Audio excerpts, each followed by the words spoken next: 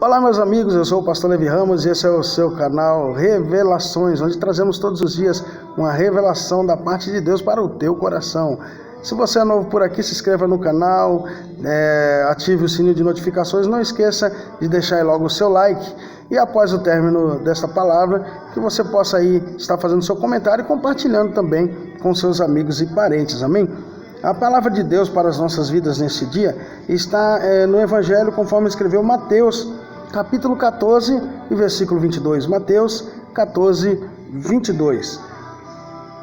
Que diz assim: logo em seguida ordenou Jesus aos seus discípulos que entrassem no barco e fossem adiante para o outro lado, enquanto ele despedia a multidão. Despedida a multidão, ele subiu ao monte para orar em particular. Ao cair da tarde estava ali sozinho. Entretanto, o barco já estava no meio do mar, atingido pelas ondas, porque o vento era contrário.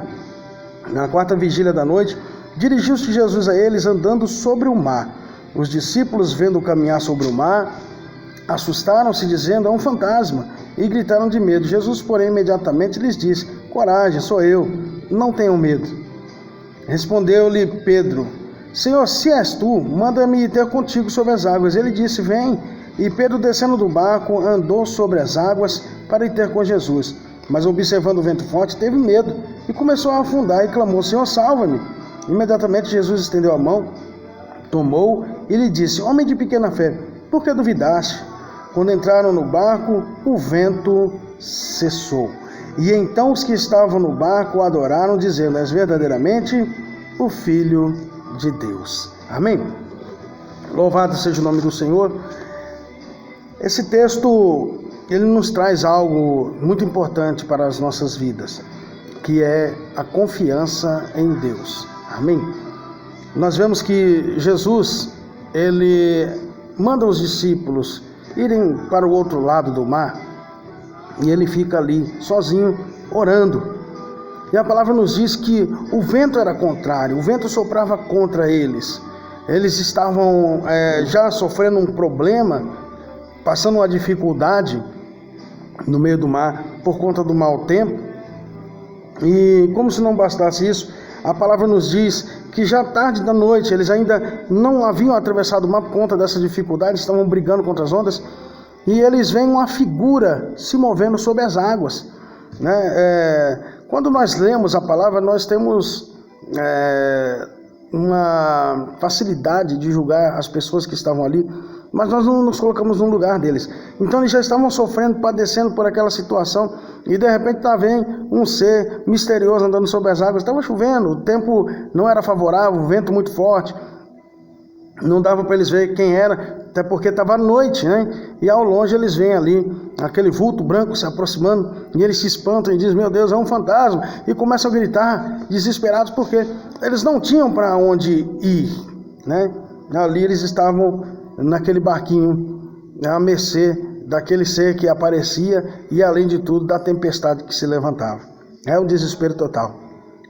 Às vezes nós nos encontramos como aqueles discípulos no meio de um mar, com um temporal, e quando a gente pensa que as coisas não podem piorar, aí que parece que piora mesmo, não é assim? Então a gente acha assim: poxa, parece que não tem mais como a coisa ficar pior do que já está. E ali aparentemente estava ficando, mas na verdade era um livramento de Deus chegando para a vida deles. Então às vezes a gente acha que a coisa vai dar errado, que no final nós vamos perecer e que é o fim de tudo, mas o Senhor sempre tem um novo começo para as nossas vidas. Jesus simplesmente chega ali perto do barco, quando os discípulos estão apavorados, assustados, ele lhes diz: não tenham medo, sou eu. Não fiquem assustados, fiquem tranquilos. No meio do desespero, no meio do caos, no meio do tumulto, no meio da aflição, nós podemos ouvir a voz do nosso Mestre a nos dizer: não fiquem com medo, eu estou aqui. Amém? Louvado seja Deus. Então não fique assustado, não fique apavorado, não fique perplexo como aqueles discípulos. Fique tranquilo. Eu sei, muitas vezes existem situações que fogem ao nosso controle e nos desesperamos, né? Mas quando nós entendemos que o Senhor Jesus, Ele está conosco, nós precisamos acalmar o nosso coração e deixar Ele trabalhar em nossas vidas. Pedro, ao ouvir a voz do Mestre, Pedro reconheceu que era Jesus. Ele disse: mestre, se é tu mesmo, então me manda ir ter contigo. Pedro, cheio de ousadia, de coragem, se joga sobre as águas do mar, aquelas águas turbulentas, onda subindo, onda descendo. Imagine como estava aquela situação. E Pedro cria coragem, se joga no mar, e ele então pisa nas águas do mar como quem pisa na terra, firme, e começa a andar sobre as águas. Quando nós confiamos em Deus, nós começamos a andar sobre as águas, ou seja, em meio às dificuldades, nós começamos a progredir, a andar, porque entendemos que o Senhor, Ele está conosco. Mas em meio à aflição ali, o vento forte soprando, Pedro, ele cai novamente em si e diz: espera aí, eu estou andando sobre as águas. E a água, ela não é sólida. E naquele momento veio a dúvida no coração de Pedro e ele começa a afundar. E ele, já próximo de Jesus, ele diz: mestre, me socorre, me salva. Jesus segura nas mãos de Pedro e diz: homem de pequena fé, por que duvidaste? Pedro poderia ter andado mais um pouco e ter se abraçado com Jesus no meio das águas daquele mar. Eu imagino que teria sido uma experiência ainda maior, mais maravilhosa, Pedro chegar até ali, né? Então nós precisamos insistir, entender que Deus está no controle, por mais que a situação fugiu do nosso controle, mas não fugiu do controle de Deus. Entrega o teu caminho ao Senhor, confia nele, Ele tudo fará. Eu costumo dizer esse versículo porque ele tem sido uma verdade na minha vida. Amém? Então o que acontece? Primeira coisa, Jesus, ele insistiu para que os discípulos entrassem no barco. Ele sabia que aquilo iria acontecer, sim, ele sabia, mas era necessário porque ele precisava provar a fé dos discípulos. Eles estavam em processo de aprendizagem, eles já haviam presenciado milagres e era hora deles também ali estenderem as mãos e profetizar, mas eles não tinham fé suficiente para isso. O barco era o lugar onde Jesus queria que eles estivessem. Muitas vezes nós estamos em águas turbulentas, em situação difícil, mas estamos onde Deus quer que nós estejamos para que Ele mostre o seu poder e glória sobre as nossas vidas. Ele disse para os discípulos: entrem no barco e vão para aquele lado, porque quando andamos na direção de Deus, mesmo que as coisas saiam do nosso controle, mas Ele revela a sua glória para as nossas vidas.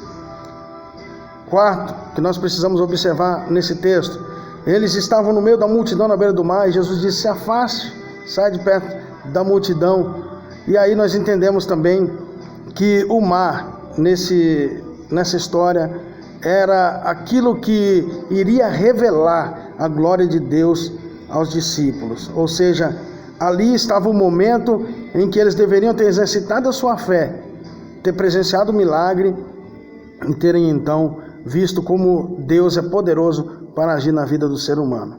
Amém? E em sexto lugar, o vento, ele é o problema, aquilo que nos aflige, né? Aquilo que nos deixa aí, que tira o nosso sono, a fome, né? O que nos deixa ansiosos, o problema que muitas vezes não te deixa dormir.